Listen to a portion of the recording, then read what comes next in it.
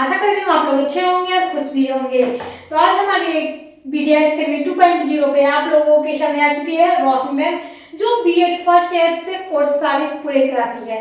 तो आप लोगों को आज मैं बताने वाली हूँ जिनका भी सीजन 25 से 27 और 26 से 28 है, उन दोनों विद्यार्थियों के लिए हम क्या कर रहे हैं, यहाँ पे फ्री और मुफ्त क्लास करा रहे हैं, जिसमें क्या पढ़ाया जाएगा, जिसमें बीएड से संबंधित हर एक अपडेट, हर एक क्वेश्चन आप लोगों को वीवीआई तरीके से बतलाई जाएगी, जिसमें आप लोगों को क्या है पढ़नी। तो आज की क्लास में आप लोगों को 4 क्लास आज हो रहा है, जिसमें क्या पढ़ना है, एबीसी 1 में आप लोगों का आज 4 क्लास होने वाला है। तो चलिए, आप लोगों ने पिछले क्लासों में भी बहुत अच्छे प्रदर्शन किए हैं। अब क्या है, reading is reflection on the text. आप लोगों को क्या पढ़नी है, reading is reflection on the text, यानी आप लोगों का एक क्वेश्चन एक ही क्लास में रहेगा। यानी आप लोगों को मैं बहुत सारे क्वेश्चन एक ही बार नहीं समझाने वाली हूँ, क्योंकि कुछ बच्चे उसमें समझते हैं, कुछ बच्चे नहीं समझते हैं। इसलिए मैं चाहती हूँ कि आप लोगों को एक ही क्वेश्चन समझाओ, लेकिन ऐसा समझाओ कि आप लोगों को दिमाग में तुरंत ही बैठ जाए और बढ़िया तरीके से आप लोग किसी भी एग्जाम को किसी भी तरीके से आप लोग अच्छे से दें और आप लोगों का एक भी मार्क्स ना कटे। तो आज चलिए, कोई भी यूनिवर्सिटी से या बिहार के कोई भी कोने से आप हमारे क्लास को देख रहे हैं या क्लास को ज्वाइन किए हैं, तो आप लोगों का जो बीएड फर्स्ट ईयर है आप लोगों को यहीं से निकल जाएगा, क्योंकि आप लोगों को कोई अन्य वीडियो या अन्य चैनल पे जाके खोजने की जरूरत नहीं है, खोजे भी नहीं, क्योंकि आप लोगों को बीएड से हर एक अपडेट आप लोगों को यहीं पे मिलने वाली है और मिल भी जाएगी। आप लोगों को मैं एक एक करके सारे क्वेश्चन बता दूंगी, लेकिन आप लोगों को कुछ टाइम देना पड़ेगा, तभी आप लोग अच्छे तरीके से समझ जाएंगे। चलिए, हम लोग ज्यादा बात नहीं करेंगे, क्वेश्चन को स्टार्ट करेंगे। तो क्वेश्चन क्या रहने वाला है, तो क्वेश्चन आप लोगों को रहने वाला है, पठन कौशल विकसित हेतु मुख्य योग्यताओं का वर्णन करें। क्या करना है, तो मुख्य योग्यताओं का वर्णन करना है, जिसमें क्या है, पठन कौशल विकास से संबंधित क्वेश्चन है, जिसमें क्या मुख्य योग्यता जो होगी उसका वर्णन करना, उसके बारे में बतलानी है। तो आप लोगों को यूनिट 1 से रहने वाली है, जिसमें आप लोगों को विषय वस्तु पठान का पाठों का प्रभाव में आप लोगों को बतलाई जाएगी। Reading is reflection on the text, यानी क्वेश्चन के आंसर हम लोग किस तरीके से लिखते हैं तो आप लोग जानते ही हैं। रोशनी मैम उसी तरीके से फिर से आजमाने वाली है आज, जिसमें आप लोगों को हर एक अपडेट मिलेगी। चलिए, हम लोग क्या करते हैं, तो हम लोग यहाँ पे क्वेश्चन जो है यहाँ पे आ चुका है, उसका आंसर। तो आंसर क्या है, तो पठन कौशल विकसित के 2 विधियां प्रचलित है, यानी स्वर वाचन विधि और मन वाचन विधि। क्या है, तो कौशल पठन कौशल विकसित जो होती है उसके 2 विधियां होती है, जो 2 प्रकार में बांटी गई है, एक वाचन विधि और एक मौन विधि। आप लोगों को एक एक करके हर एक बारे में बतलाई जाएगी, हर एक अपडेट दी जाएगी।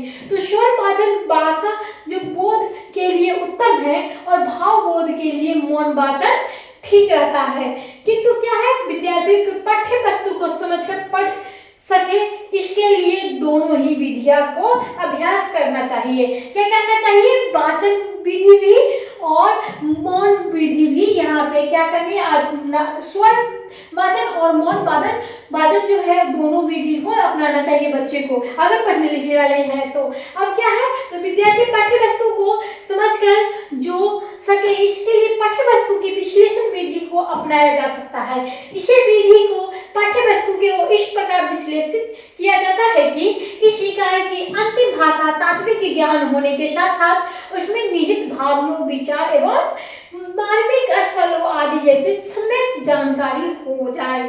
क्या होता है, तो भाषा जो अंतिम जो होता है इकाई, उसका क्या होता है, भाषा तात्विक का ज्ञान होने के साथ साथ क्या होता है, तो निहित भाव, विचार और मार्मिक स्थलों का भी ज्ञान होता है। किसमें, तो होता है कौशल विकास में, जिसमें क्या है, पाठ्य वस्तु की जो वस्तु को समझने के लिए दृष्टि पाठ्य विश्लेषण तकनीकी उपयोगी होती है।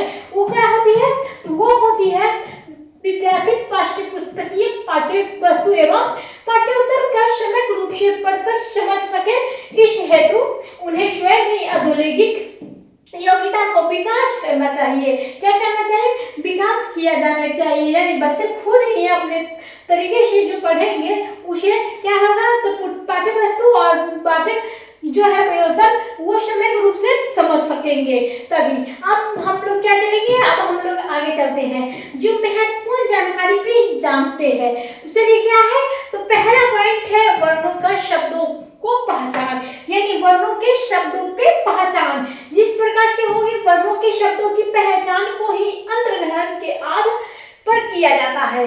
जो लिखित वाक्य के अंतर्ग्रहण से पूर्व लिपि चिन्हों का पहचान आवश्यकता होती है, और लिपि पहचान की जो पहचान के आधार पर ही शब्दों की पहचान संभव होता है। वो अतः विद्यार्थियों को क्या कहता है, शिक्षक वर्ण को शब्दों में समुचित होनी चाहिए, तभी क्या होगा, तो वर्णों का शब्दों में पहचान कर पाएंगे। अब हम लोग क्या करेंगे, दूसरा पॉइंट, जिसमें आप लोगों को वाचन का अभ्यास सिखाया जाएगा। वाचन का अभ्यास क्या होता है और किस प्रकार से होता है। तो सर्वप्रथम जो स्वर और मौन वाचन की आदत का विकास करना चाहिए, वो वाचन दो मुख्य बातों में अंतहीन रहती है। क्या रहती है, तो अंतहीन रहती है, यानी प्रथम वर्णों तथा शब्दों को पहचान कर ध्वनि के साथ सहसंबंध स्थापित करना, और द्वितीय उपयुक्त गति को व्यक्त अथवा मौन वाचन करते समय पाठित सामग्री को पूर्वोत्तर जो संबंधों में जोड़ते हुए, इसी को क्या कहेंगे, मौन और स्वर वाचन कहेंगे। आपका तीसरा नंबर जो आ चुका है वो क्या था, व्याकरण के नियमों का ज्ञान होना, यानी व्याकरण हम लोग पढ़ते हैं तो उसका नियमों का ज्ञान भी होना आवश्यकता है। इसमें क्या है, तो अगर नहीं है तो व्याकरण का जो व्याकरण भाषा जो होती है वो क्या होती है, भाषा की जो व्याकरण भाषा की रीढ़ होती है। इसके समुचित ज्ञान के बिना लिखित रूप से व्यक्त भावों में भली भांति समझाना दुष्कर है, यानी जब तक विद्यार्थी की ध्वनि, वर्ण, शब्द निर्माण एवं वाक्य निर्माण जो होता है वो नाद से संबंधित व्याकरण को नियम का ज्ञान नहीं होगा, तब तक क्या होगा, व्याकरण के नियमों का ज्ञान नहीं होगा, तब तक क्या होगा, वो पाठ्य वस्तु को समझ नहीं सकेंगे। अतः हमें क्या है, पाठ्य वस्तु का भाव हेतु विद्यार्थियों को व्याकरण क्या नियमों का समुचित ज्ञान होना आवश्यकता है। आप लोगों ने जान चुके हैं। अब अगला पॉइंट जानेंगे, इसमें पांचवा पॉइंट आ जाएगा, यानी चौथा पॉइंट है, क्या है, तो शुद्ध उच्चारण का ज्ञान होना, यानी शुद्ध उच्चारण का ज्ञान क्या होना, तो वो होना है, यानी अशुद्ध उच्चारण का भाव ग्रहण एवं बाधक होता है। कभी कभी अशुद्ध उच्चारण से अर्थ का अनर्थ हो जाता है। क्या हो जाता है, तो कभी कभी गलत शब्द से अगर हम बोलते हैं तो शब्द से क्या होता है, अशुद्ध से उच्चारण से अर्थ से अनर्थ हो जाते हैं। यथार्थ कक्षा के 20 छात्र हैं तो स्थान पर कक्षा में 20 छात्र है बोला जाए तो क्या हो जाएगा, तो हाई शब्द स्थिति में उत्पन्न हो जाएगी। अतः उचित भावानुभूति लिए विद्यार्थी को शुद्ध उच्चारण का ज्ञान होना चाहिए, जिससे वो उसके अभ्यास भी करना चाहिए। अगर नहीं है शुद्ध उच्चारण का ज्ञान तो उसे क्या करना हो, तो बार बार किसी भी बुक को लगातार पढ़नी हो, किसी भी कहानी को लगातार पढ़नी हो और अच्छे से क्या करनी हो, तो शुद्ध उच्चारण का ज्ञान प्राप्त करना हो। अगर आप लोगों ने क्लास को ज्वाइन नहीं किया है तो जल्दी जाइए क्लास को ज्वाइन कीजिए और वीडियो को लाइक और शेयर जरूर कीजिएगा, ताकि आप लोगों का क्लास जो हो एकदम बढ़िया तरीके से आए, और चैनल को सब्सक्राइब कर लीजिएगा ताकि हर एक नोटिफिकेशन आप लोगों के पास पहुंचती रहे। चलिए, शुक्तियों और मुहावरों और लोक व्यक्तियों ज्ञान को क्या होता है, ज्ञान होना चाहिए। भाषा में बात की प्रभावशाली बनाने के लिए क्या होता है, शक्तियों, मुहावरे, लोक व्यक्तियों का प्रयोग स्वाभाविक रूप से किया जाना चाहिए। इसके लिए उचित अर्थ, उचित प्रयोग ज्ञान का अभाव पाठ्य वस्तु के भाव में भली भांति नहीं समझाया जा सकता है। अतः विद्यार्थी को इनका समुचित ज्ञान होना चाहिए और इसे अभ्यास करना चाहिए।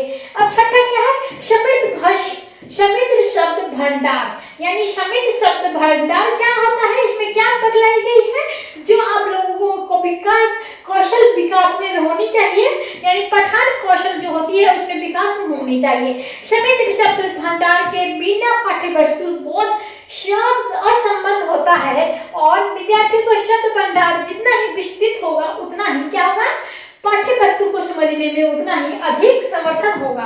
अतः क्या होगा, विद्यार्थी को अपने शब्द भंडार को समृद्ध बनाना चाहिए। अब अगले पॉइंट पर हम लोग चलेंगे, यानी 6 बातें जान चुके हैं, अब 7वें पॉइंट पर चलते हैं, और 7वें बात जो है उसकी भी कुछ विशेषता यहाँ पे बतलाई गई है। अब क्या है यानी, तो अभी हमें 7वां पॉइंट जानिए, जिसमें क्या है, एकाग्रता, तल्लीनता एवं धैर्य आदि गुणों का विकास करना। पाठ्य वस्तु को एकाग्रता, तल्लीनता तथा धैर्य आदि गुणों का बहुत ही सहायक होते हैं। अतः क्या है, विद्यार्थी को शिक्षक को चाहिए कि वो स्वयं ही उक्त गुणों को विकास करने के लिए भरसक प्रयास करे। क्या करे, भरसक प्रयास करना। किसी भी चीज को प्रयास अगर करते हैं आप लोग तो एक दिन नहीं लेकिन एक दिन जरूर ही सीखेंगे। एक दिन में नहीं होगा प्रयास करने से, लेकिन एक दिन ना एक दिन जरूर ही होगा। तो चलिए, यदि शिक्षार्थी के में उपयुक्त योग्यताओं को विकास हो जाए तो वह पाठ्य पुस्तक की पाठ्य वस्तुओं को पाठ्य वस्तु दोनों ही पढ़कर सही ढंग से समझने में समर्थ हो जाए। तो मैं आप लोगों को बता दूं, मैं बहुत दिनों से चैनल पे काम कर रही हूँ, पढ़ाने का भी और जो है वो भी मोटिवेशन स्पीच जो है वो भी डालती हूँ। लेकिन मैं आप लोगों को बता दूं, मेरे जो हस्बैंड है वो हमेशा ही कहते हैं कि तुम मेहनत करो, एक दिन में नहीं होगा लेकिन एक दिन ना एक दिन जरूर होगा। आप लोग सिर्फ मेहनत करो और तुम भी मेहनत करो, एक दिन में नहीं होगा लेकिन एक ना एक दिन जरूर होगा। तो इसीलिए मैं आप लोगों को बता दूं, पाठ्य पुस्तक जो होती है उसे भावबोध एवं समझना भी एक कौशल है, जिससे कुशल होकर विद्यार्थी पाठ्य सामग्री के अर्थ में भली भांति समझने में समर्थ न हो सकते हैं। इस कौशल के विकास के लिए विद्यार्थियों को निम्नलिखित योग्यताओं का विकास आवश्यकता है।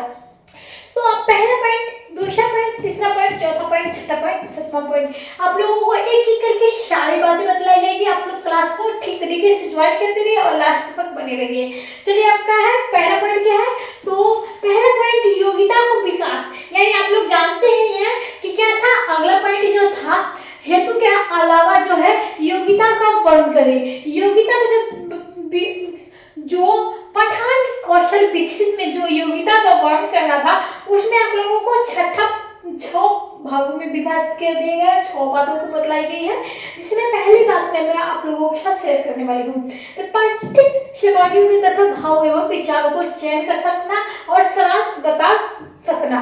क्या है, तो ये जो है पठित सामग्रियों के तत्वों के भाव और विचारों को चयन करना और तथा सारांश को बताना। दूसरा क्या है, पठित सामग्रियों को केंद्रीय भावों एवं विचारों का ग्रहण करना।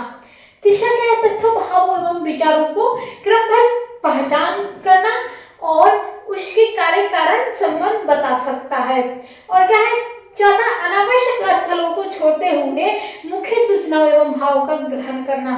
पांचवा क्या है, भाषा एवं भाव के संबंधित कठिनाई सामने रख सकना। और क्या है, छठा, उपसर्ग प्रत्येक संधि विच्छेद द्वारा शब्दों का अर्थ जान लेना। आप लोगों ने किसमें, तो आप लोगों को योग्यता के विकास में आवश्यकता जो 5 बातें हैं आप लोग जान चुके हैं। अब अगले पॉइंट में जिन्हें जानेंगे, जिसमें क्या है, जिसमें है 7वां पॉइंट, यानी पठित सामग्री पर पूछे गए प्रश्न को उत्तर देना। 8वां क्या है, उपयुक्त शिक्षक देना।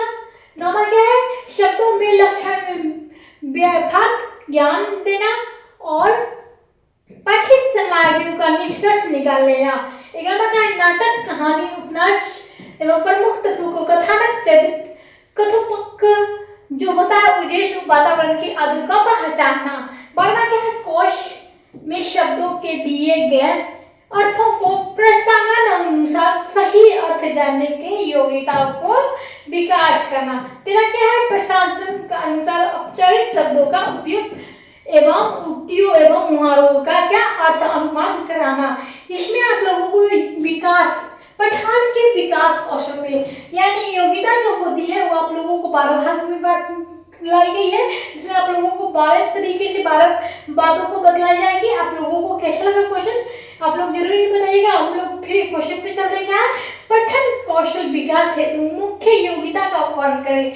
तो आप लोगों को पठन कौशल विकास के बारे में भी जान चुके होंगे और मुख्य योग्यता क्या है वर्ण के, ये भी आप लोगों को वर्ण के तरीके से समझा दिया गया है। तो आप लोगों का क्लास चलता है, ABC 1, ABC 2 अभी बाकी, ABC 3 बाकी है।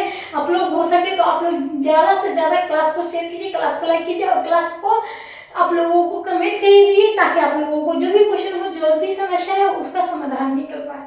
चलिए, आज के लिए बस इतना।